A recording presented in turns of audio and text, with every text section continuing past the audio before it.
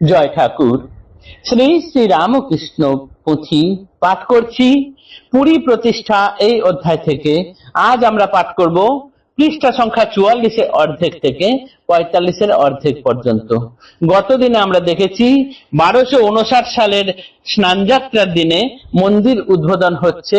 জনারণ্য অর্ধ লক্ষ লোক ধরে সেই মন্দির চত্বরে, কিন্তু তার থেকেও বেশি মানুষ হয়ে গিয়েছে, একদম গিজগিজ করছে, কোথাও এতটুকু জায়গা নেই। মহা উল্লাসে সেই দিন পালিত হচ্ছে। সম্পূর্ণ সোনার উপর অলংকার দিয়ে মা শ্যামা মায়ের মূর্তি সাজানো হয়েছে। সহস্রদল রূপোর পদ্ম তৈরি করা হয়েছে, তার উপরে মা বিরাজিতা এবং নিচে স্বয়ং মহাদেব শায়িত আছেন। মাকে এত সুন্দর লাগছে দেখতে যে এটি শ্যামা মা না শ্যামা মায়ের মূর্তি বুঝে ওঠা যাচ্ছে না। এই অবস্থায় সদ্য কামারপুকুর থেকে কিছুদিন আগে এসেছেন গদাধর। তিনিও এই দাদার সঙ্গে প্রথম দিন থেকে, মন্দির উদ্বোধনের প্রথম দিন থেকে ঘটনাক্রমে এখানে হাজির হয়ে রয়েছেন।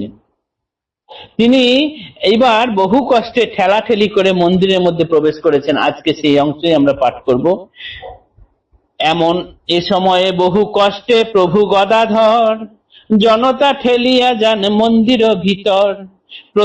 প্রতিমা বলি জ্ঞান নাহি হয়, দেখিলা যেমন শ্যামা আপনি উদয়।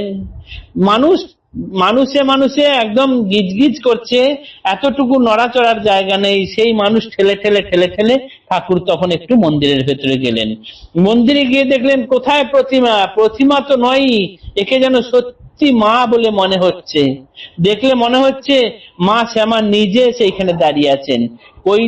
কৈলাস খালি করে চলে এসেছেন, এইখানে এসে দাঁড়িয়ে আছেন। কৈলাস করিয়া শূন্য বিরাজ মন্দিরে, অপরূপ রূপে গোটা পুরী আলো করে।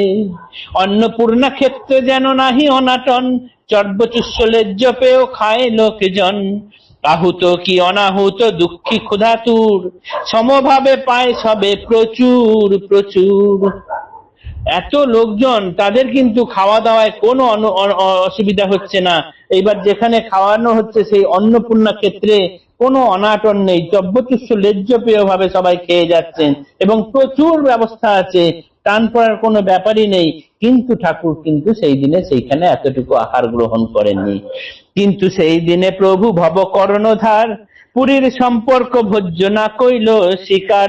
1 পয়সায় মাত্র মুরকি আনাইয়া, 1 পয়সার মাত্র মুরকি আনাইয়া, কাটাইলা গোটা দিন তাহাই খাইয়া। পলায়ে আসেন প্রায় বেলা অবসানে, রামকুমারের টোল আছিল যেখানে। উদ্বিগ্ন অগ্রজ কোথা গেল গদাধর, কারো মুখে কোনো কিছু না পান খবর।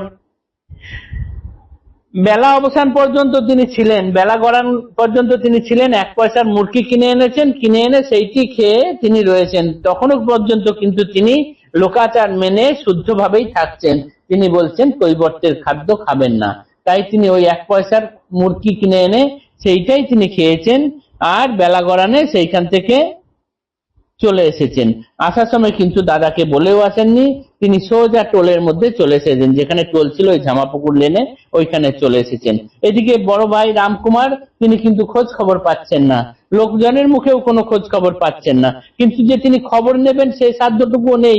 মাত্র মন্দির উদ্বোধন হয়েছে, ভীষণ কাজকর্মের চাপ, আর এখনকার মতো তো তখন ব্যবস্থাও ছিল না, তাই তিনি কোনো যোগাযোগ করতে পারছেন না ভাইয়ের সঙ্গে। এইরকম করে উদ্বিগ্নময় দিন কাটছে তার। কিরকম? উদ্বিগ্ন অগ্রজ কোথা গেল গদাধর, কারো মুখে কোনো কিছু না পান খবর। খুঁজিতে সময় নাই যায় 6 দিন, শ্যামার সেবায় রত সেবা পরাধীন। তিনি তো এখন অন্যের কাজ নিয়েছেন, তাই তিনি পরাধীন, তাই শ্যামা মায়ের সেবাতেই তার দিন চলে যাচ্ছে। নতুন মন্দির যেহেতু উদ্বোধন হয়েছে, তার অনেক কাজকর্ম, তাই তিনি পরাধীন হয়ে রয়েছেন। তাই তিনি ভাইয়ের খোঁজ খবর নিতে যেতে পারছেন না, অথচ কারোর মুখে কোনো খবরও পাচ্ছেন না। এই করতে করতে 6টি দিন কেটে গেল। উদ্বিগ্ন অগ্রজ বুঝি আপনা অন্তরে, আপনি আইলা প্রভু 6 দিন পরে। 6 দিন পার করে এবার ঠাকুর নিজেই বুঝেছেন যে দাদা নিশ্চয়ই চিন্তা করবে, তাই 6 দিন পর নিজেই তিনি আবার মন্দিরে এলেন। সিদালয়ে এ সময়ে শ্রীরাম কুমার পাক করি খান অন্য হাতে আপনার। এই মন্দির থেকে পুজো করতেন এবং সিদে পেতেন, সেই সিদে নিয়ে নিজে রান্না করে খাবার খেতেন। জ্যেষ্ঠ সহদরে প্রভু গদাধর কন, যখন দিতেন তাই করিতে ভোজন, শূন্য মনে মলিন বদন ভারী করি, কৈবর্তের অন্ন দাদা খাইতে না পারি। ওই সিদে এনে রান্না করছেন, সেই রান্না রামকুমার নিজে হাতে রান্না করছেন, করে ভাইকে খেতে দিচ্ছেন। যখন তিনি খেতে দিচ্ছেন তখন ঠাকুর বলছেন দাদাকে, দাদা এই কৈবর্তের অন্ন আমি খেতে পারছি না। উত্তরে বুঝাইয়ে দিলে শ্রীরাম কুমার, ছড়াইয়া গঙ্গা জল করহ আহার, গঙ্গা জলে সব শুদ্ধ কিছু নাকি দোষ, এই বলি করিতেন প্রভুরে সন্তোষ। তুমি ওই খাবারের মধ্যে গঙ্গা জল ছড়িয়ে খেয়ে নাও, কেননা গঙ্গা জলে সব শুদ্ধ হয়ে যায়। এই বলে ঠাকুরকে তিনি একটু বোঝাতেন, তারপরে তিনি একটু খেলেন। পুনশ্চ বলিলা প্রভু তুমি কি কারণ, শূদ্র দত্ত দান দ্রব্য করহ গ্রহণ। আমাকে না হয় গঙ্গা জল ছড়িয়ে খেতে বলছো দাদা, কিন্তু তুমি শূদ্রের দেওয়া খাদ্য কেন খাচ্ছ? এটা তো অনাচার হচ্ছে, তাই না? উত্তরে বচনে জ্যেষ্ঠ, উত্তর বচনে জ্যেষ্ঠ কন ধীরি ধীরি, শাস্ত্র যাহা বলে আমি তাই মাত্র করি।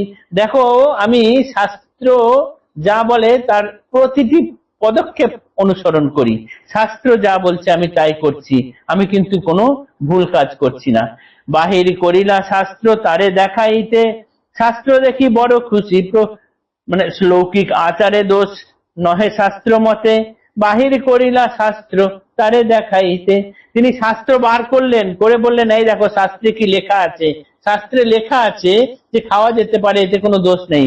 কিন্তু হলে কি হবে, এইখানে শাস্ত্র মতের চেয়েও লোকাচারের সমস্যাটাই বেশি। তাই লোকাচারে এটা দোষ হলেও শাস্ত্র মতে দোষ নয়।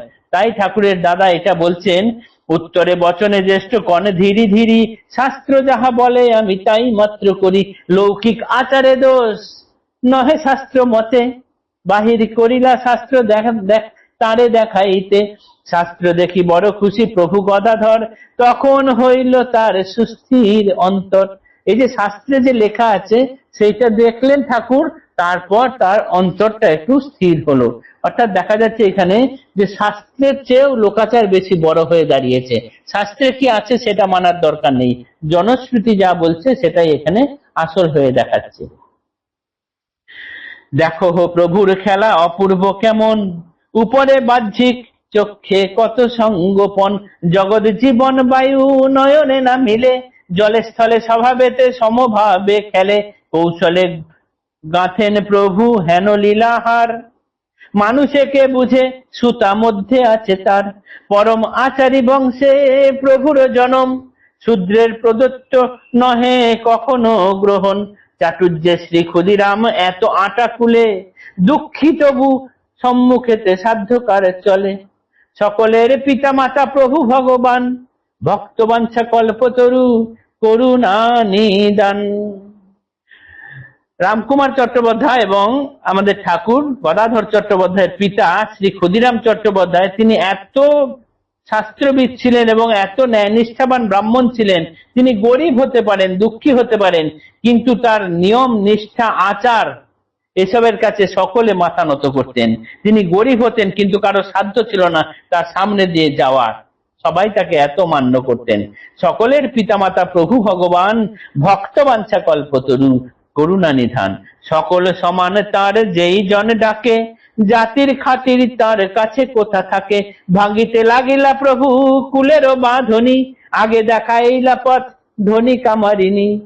কুলের প্রথা ঠাকুর এবার আস্তে আস্তে যে কুলের বাঁধন সেগুলো আস্তে আস্তে ভাঙতে শুরু করলেন, এবং এটা শুরু করেছিলেন ওই পৈতের সময়ে ধনী কামারিনীকে মা করব সেই নিয়ে, তখন থেকেই শুরু।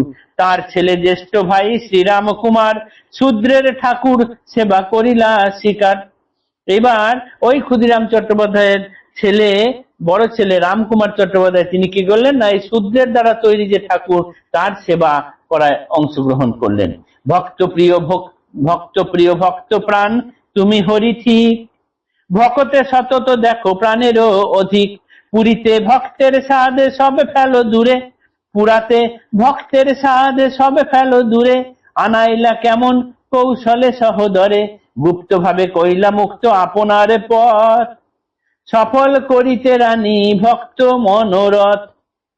মহারানীর যে ইচ্ছা ছিল, রানী রাসমণির যে ইচ্ছা ছিল, সেই রানী রাসমণির ইচ্ছা সফল করার জন্য, অর্থাৎ এখানে রানীকে যদি ভক্ত বলা হয় তার মনোবাঞ্ছা পূর্ণ করার জন্য কিরকম ভাবে অদ্ভুত ভাবে রামকুমার চট্টোপাধ্যায়কে দিয়ে তার ভাইকে আনানো হলো এবং এইখানে এসে সেবায় কার্যে অংশগ্রহণ করলেন, ঠাকুরের সেবায়িত হলেন।